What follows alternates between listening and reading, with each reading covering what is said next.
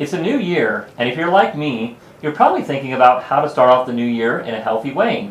But if you've ever set a new goal, you know that changing behaviors is easier said than done. Maintaining a healthy lifestyle can be difficult for many reasons. Life gets very busy, and sometimes there's changes all the time, it seems like. So how can we not only change our healthy habits, but also keep them? Let's find out more about developing healthy habits on Around Phelps Health.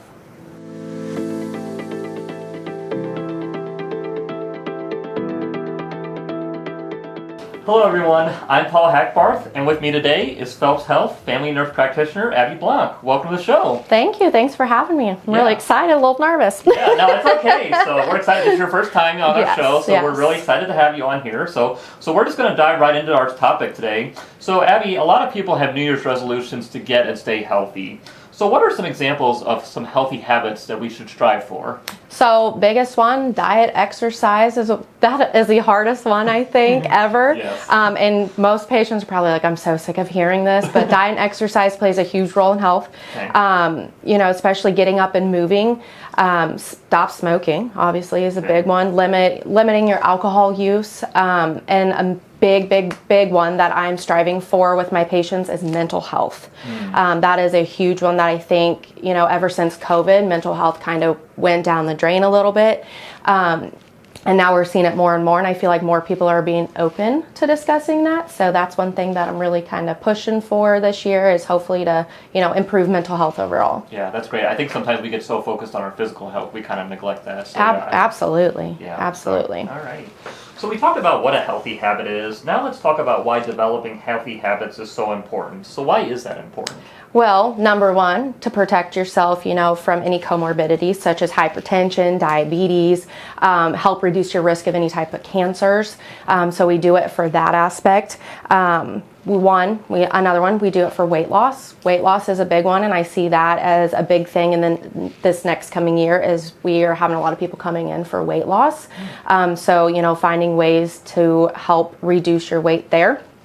Mental health, another one is definitely doing those kinds of things. Yeah, so it's all about just really improving your quality of life. Yes. That's what we all want. Oh yeah, I'm a huge person on quality of life. Quality of life is better than quantity of life. Yes, I like that. Okay, so as you can see, healthy habits really affect our lives in so many ways. So Abby, how can we develop healthy habits? Do you have some strategies you could share? Yeah, some strategies. Preparing yourself, whether it be get a good exercise routine put in. That takes a long time to do, or to even work your way up towards.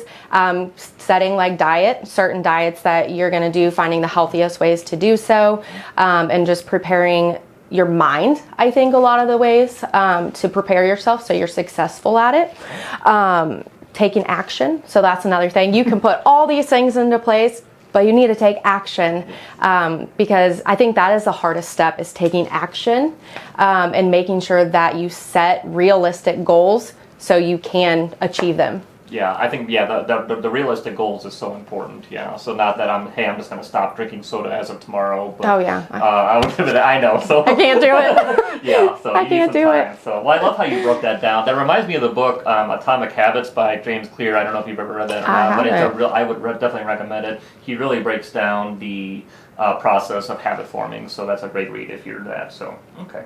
So following up on my last question, how long does it take to develop healthy habits? I mean, can I do this overnight or a week, or? If you have really good willpower, you go right ahead.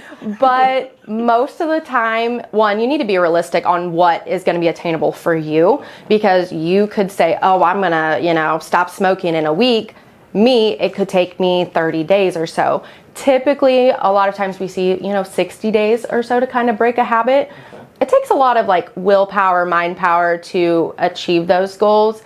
A lot of people are like, oh, I just, in one night stopped smoking, or, stopped doing this or that. I mean, that's phenomenal, right. But is it realistic for everybody? No. So a lot of times, it does take a few months to set healthy habits. It could take up to a year, and that's okay. That is perfectly fine if it takes you a year, because at least you set a goal and you achieved it. Yeah, well, everybody has different circumstances, everybody has different lifestyles, so exactly. I think it's important to not compare it to maybe other people who are trying to do the same thing. I mean, have a good support system. If they want to do it along with you, great, but just make sure that you may achieve things a little slower or a little faster than other people. So not to get in that mindset. I know competition, that can be a big thing, but just making sure to set realistic, attainable goals for yourself. All right, I love that advice. So I think this also is a very important topic you can maybe discuss with your primary care provider. They can be a great partner in helping you achieve these health goals. Would you agree with that? Oh, 100%. I would say when people come into me and start talking to me about weight loss or start talking to me about, when they come in for wellness exams, I probably talk too much on wellness and how to better yourself and make sure that your quality of life is 100%, and I probably do. But it's something that needs to be addressed, and patients need to know that it's okay, one, to address these things, and two, that I'm a person, they're a person. I'm not going to sit there and say, you need to do this, this, and this, and then I don't do those things, like soda. Right. I'm a horrible soda drinker. So, just making sure that they know that it's okay to take a little bit longer, but as long as you're having improvements, I'm great with that. Yeah, that's great. Awesome. Well, that wraps up our show for today. Abby, I want to thank you for coming on and sharing all this great information with us. Thanks for having me. Yeah, I look forward to more. Yeah, we'll definitely have to have you come back. Yeah, so that's we'd good. love to. So, all righty. And remember, if you like this show and you want to know more about the topics that we cover on this series, make sure to visit phelpshealth.org. We'll see you next time on Around Phelps Health.